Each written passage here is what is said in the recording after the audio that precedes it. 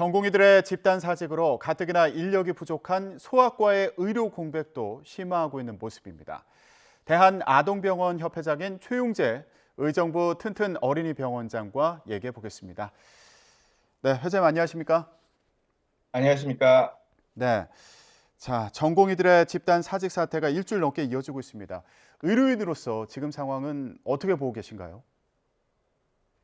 소아과는 그렇게 큰 어려움은 없는 상태입니다. 지금 환자들도 좀 많이 줄고 있고, 아동병원 의사들도 그렇고 다른 소아과 의사 선생님들이 진료 시간을 늘리거나 그런 방식으로 대처하고 있는데, 문제는 위중증 환자들이 조금씩 늘고 있고, 코로나 환자들도 좀 늘고 있어서 그런 부분이 좀 저희들한테는 큰 부담이고, 위중한 환자들이 늘어나는 거는 아무래도 대학병원에서 그 위중한 환자들을 감당하지 못하는 상황이 생기면서 좀 늘어나는 것 같습니다.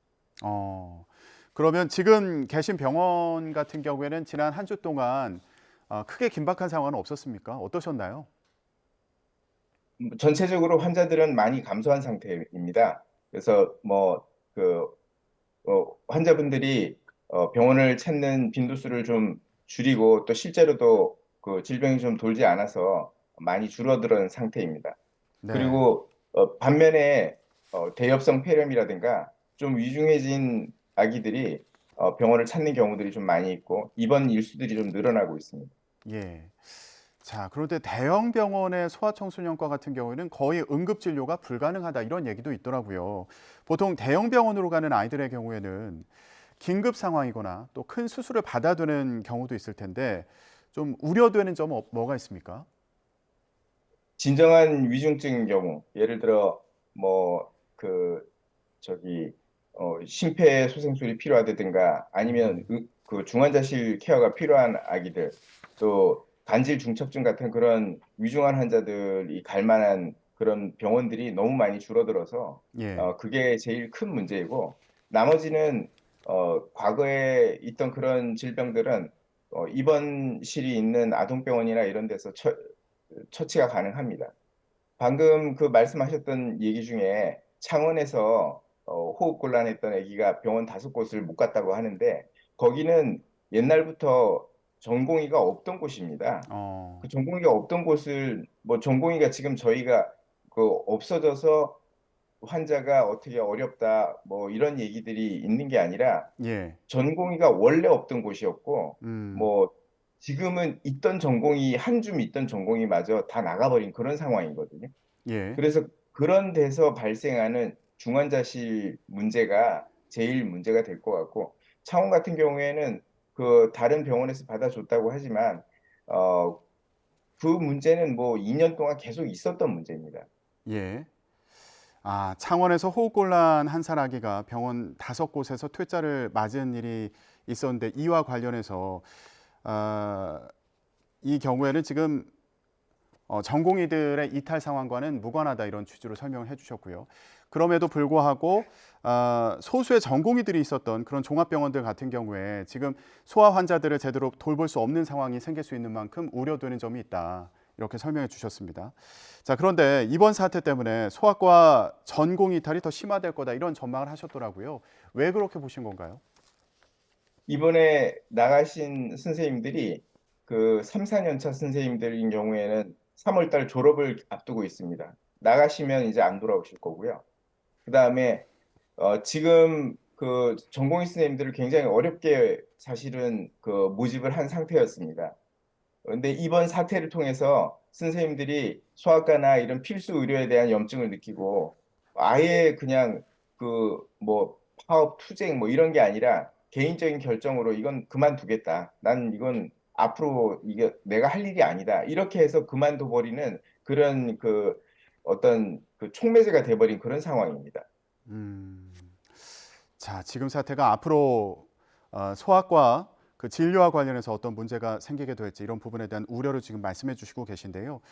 정부에서 의대 정원이 2,000명 늘리겠다 이렇게 발표한 배경 중에 하나는 소아과를 비롯한 필수 의료 인력의 확충을 위한 부분도 있습니다. 이 부분에 대해서는 어떻게 보십니까? 효과가 있을 거라고 생각하시나요? 음, 저희는 당장 눈앞에 어, 필수 의약품이 그 없는 그런 시대를 살고 있습니다. 소아청소년을 위한 필수 의약품을 공급하는 제약회사들이 수지가 안 맞아서 약을 공급을 못해요. 규모의 경제가 안 되는 거죠. 소아과 의사들도 마찬가지입니다. 규모의 경제가 안 되는 거예요. 음, 저희가 동양 진료하고 있습니다. 동양 진료. 저희 약도 없어가지고 그 저 저기 대학병원에 약을 좀 이렇게 빌려가지고 써볼까 이렇게 계속 그 문을 두드리고 있는 상황이고 그 이야기를 한 지가 2년이 됐는데 그거는 해결이 안 됐어요. 소아과 의사들도 마찬가지입니다. 소아과 의사들이 환자 수가 어느 정도 보장이 되든지 아니면 수가를 올려줘서 이 업에 계속 종사할 수 있게 해주든지 둘 중에 하나인데 그 부분에 대해서 2년 동안 이야기를 했지만 아무 답이 없거든요. 그래서 지금 뭐 갑자기 의사 뭐 그 2천 명을 증원하면 그런다고 해서 소아과 의사들이 먹고 살 길이 없는데 또 생기겠냐 이거죠.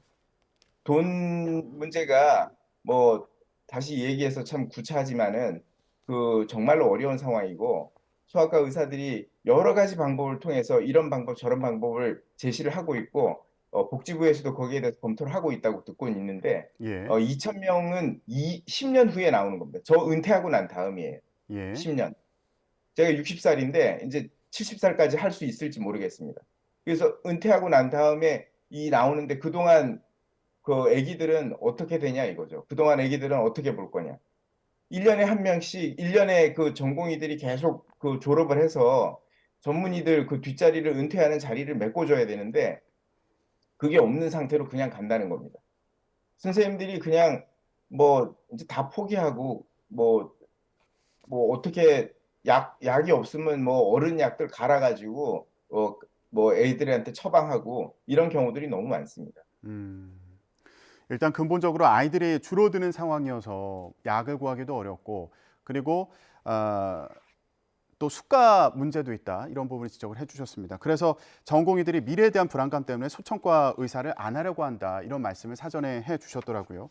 그러면 정부에서도 이런 필수 의료, 소아과를 비롯한 필수 의료로 의사들이 갈 수 있도록 유인책을 마련하겠다고 얘기하지 않았습니까? 예를 들면 의료 수가 문제도 손보겠다고 얘기했는데 이거는 부족하다고 보시는 건가요? 2천 명 증원을 얘기하기 전에 어, 필수 의료가 이렇게 위태롭습니다라는 2년 동안 이야기를 해왔습니다. 예, 그래서 이렇게 필수 의료에 대한 그 지원책을 제시를 할 테니 어, 인력이 그래도 부족한 부분이 정부에서는 있어 보이는데 당신들은 어떻게 생각하느냐 이런 그 이해를 서로 좀 해드렸으면 예. 이런 사단이 나는 거를 좀 예방할 수 있지 않았을까 그런 아쉬움이 좀 있습니다. 그럼 정부에서 마련한 필수 의료 패키지와 관련해서 혹시 보완해야 될 부분이 있다고 생각하십니까? 뭐 소아과 부분만 얘기하면 지금 지방이라든가 지방 의료가 굉장히 큰 문제가 있고 그다음에 그 이 애기들은 조금 남아 있는데 의사들이 거기 가서 근무를 해서 자기 그 봉급을 받을 수 있는 수입이 발생되지 않는 거니까 지방으로 가거나 아니면 야간이라든가 어떤 취약한 시간대에 이 진료비나 이런 것들을 좀 그 올려주거나 해줬으면 좋겠다는 그런 생각을 가지고 있는 거고 음, 의사 선생님들이 제일 그 힘든 거는 뭐냐면 미래에 대한 불안감이니까 예, 전에는 그 환자들이 이제 충분히 있었으니까는 자기 그 봉급을 다 가져갔었는데 환자들이 너무 많이 감소해서 진료량이 줄어들어서 자기 수입을 어, 가져갈 수 없는 상황이 되면 그 부분에 대해서 보완책을 좀 해달라는 그런 그 제안을 했었습니다. 그래서 예, 거기에 대한 논의는 있다고 하는데 그거가 논의가 잘 이루어진다면 필수 의료 패키지 지금 나온 거 말고 어, 저희들이 제시한 내용들이 이루어진다면 예. 지방에서도 근무할 만한 선생님들이 많이 생길 것으로 생각하고 있습니다. 예. 자, 필수 의료, 소아과를 비롯한 필수 의료 관련해서 이 진료 수과 관련해서 좀 더 현실적인 대응책이 필요하다. 좀 더 구체적인 대응책이 필요하다는 말씀으로 이해가 되는데 근데 아이들이 줄어들기 때문에 소아과 의사들이 미래에 대해서 불안해한다라고 이제 줄곧 말씀해 주고 계신데 그럼 이 부분은 어떻게 보시는지 궁금합니다. 아침에 아이들 아파서 병원 가면 이거 뭐 오픈런 하듯이 기다려야 된다 이런 얘기들 많이 하잖아요. 이런 상황은 어떻게 보세요? 그거는 일시적인 현상이었습니다. 그리고 실제로 오픈런이라고 했는데 그 소아과는 계절적인 영향이 굉장히 강합니다. 소아과가 환자가 확 몰렸다가 또 어떤 음, 때는 환자가 그 하나도 없었다가 이런 저기 환자의 들쭉날쭉한 그런 부분이 많이 있기 때문에 좀 어렵고 또 한 가지는 이걸 어떻게 봐야 되냐 하면은 어, 그 학교 출산이 줄어들어가지고 인구가 줄어들어서 학교들이 많이 폐교하지 않습니까? 그러면 의사들을 많이 만들면 선생님들을 그 학교 선생님들을 많이 만들면 그럼 애들이 늘어나느냐? 그런 거랑 좀 같이 비교를 해서 설명을 하면 뭐 일반인들이 좀 이해를 하시기가 쉬울 것 같습니다.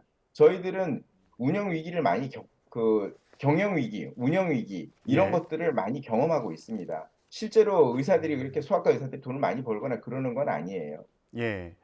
자, 정부에서 의대 정원을 늘리는 방안을 발표한 것과 관련해서 단순히 의사들을 늘리는 것만으로 소아과라든가 이런 필수 의료 분야에 의사를 충원할 수 있는 상황이 아니다. 특히 소아과 같은 경우에는 아이들이 줄어드는 상황도 감안해서 구체적인 대책이 필요하다고 이제 말씀을 해주고 계신데 그런데 지금 당장 전공의들의 이탈 사태와 관련해서 대형 병원들 같은 경우에 이제 아이들이 진료를 볼 때 어려움을 겪는 것이 우려되는 상황이지 않습니까? 이와 관련해서 혹시 대책이 있다면 뭐 어떤 제안을 하실 부분이 있을까요? 저희가 아동병원이 그 하는 역할들이 좀 있었는데요. 지금 그 역할을 좀 넘어서서 하게 되는 상황들이 많이 벌어지고 있습니다. 그래서 그런 그 아동병원이 이 1차 의료와 2차 의료 부분을 하고 하는 것까지는 할 수가 있는데 그 위중증 환자들 그 중환자실이나 이런 그 케어가 필요한 환자들이 이제 많이 어려워지고 있습니다. 그래서 음, 가능하다면 부모님들 입장에서는 어, 아동병원을 찾아야 되는 정도의 그런 위기 상황이 닥치기 전에 준중증일 때 혹은 경증일 때 병원을 찾아서 위중증으로 가는 거를 피하는 것이 지금 현재로서는 뭐 제일 쉬운 방법이 될 수 있고 이미 다른 위중한 질환으로 진단을 받은 아이들은 그 아이들이 다니던 병원들의 그 협조를 받아서 아동병원에서 처치해 줄 수 있는 부분들이 있다면 아동병원에서는 그런 협조들을 다 하고 있습니다. 저희가 그렇게 막 최선을 다해서 노력은 하고 있지만 이게 뭐 정부의 어떤 그런 좀 필수 의료 패키지나 이런 정책들 2천 명씩 한꺼번에 증원하겠다는 그런 정책들을 뭐 지지하는 그런 뜻이 아니고 저희가 정말 어디 다른 방법이 없어서 아이들 옆에 남아 있는 건데 저희들도 굉장히 힘든 상황입니다. 음, 진료량이 진짜 많이 줄었고 예, 저희 의사 선생님들 중에 뭐 야간 진료를 계속 하시다가 체력 때문에 저희랑 비슷한 이제 나이가 많은 의사들이 많습니다. 그런 체력 때문에 안 돼가지고 6시에 그냥 뭐 진료를 받을 수밖에 없는 그런 상황에 내몰린 사람들도 많이 있고 저희 병원도 야간에도 의사가 2명씩 진료를 했었는데 그게 1명으로 다 줄어들었어요. 낮에도 의사가 1명씩밖에 못 보고 음, 네, 지금 소아청소년과 같은 경우에 어려운 부분에 대해서 말씀해 주셨고요. 지금 사태가 혹시 장기화되는 건 아닌가 이런 부분에 대해서 우려하는 목소리도 나오고 있습니다. 지금 사태 어떻게 해결해야 된다고 보시나요? 마지막으로 말씀 부탁드릴게요. 소아과 입장에서만 딱 말씀드리면 어, 필수 의료 필수 의약품이 부족하다. 그리고 그런 부분에 대해서 우리가 약이 있다면 있는 의료 자원을 잘 활용할 수 있도록 좀 도와달라. 2년 동안 해왔던 얘기인데 그거를 좀 신경을 써주면 좋을 것 같습니다. 그리고 어, 이제 전공의 스님들이 돌아오기를 저희가 돌아와서 저희가 은퇴할 때쯤 되면 선생님들이 그 뒤에 인수인계를 할 수 있는 후임 선생님들이 나왔으면 좋겠는데 그 음, 선생님들이 마음 놓고 일할 수 있는 그런 제도적인 뒷받침만 해준다면 예. 선생님들은 소아과라는 과목 자체가 매력이 있기 때문에 돌아올 거라고 저는 생각합니다. 예. 혹시 마지막으로 전공의들에게 전하고 싶은 말씀 있으실까요? 전공의 선생님들이 많은 어려움이 있겠지만 어, 그, 뭐, 이 내용 앞으로의 미래를 위해서 스스로 판단하셔야 될 것 같고, 우리가 이, 뭐, 그 이제 기성세대가 뭔가 좀 잘 이 제도를 만들어서 했었으면 좋았을 텐데, 지금 수십 년 동안 쌓여온 일들이 지금 한꺼번에 터진 거라 전공의 선생님들한테는 좀 죄송한 그런 마음이 좀 있습니다. 예, 알겠습니다. 전공의들의 집단 사직 사태가 이어지고 있는 가운데 소아청소년과를 비롯해서 필수 의료 분야와 관련한 논의도 구체적으로 이루어질지 지켜보도록 하겠습니다. 지금까지 대한아동병원 협회장인 최용재 의정부 튼튼 어린이병원장과 얘기해봤습니다. 네, 회장님 오늘 말씀 고맙습니다. 네.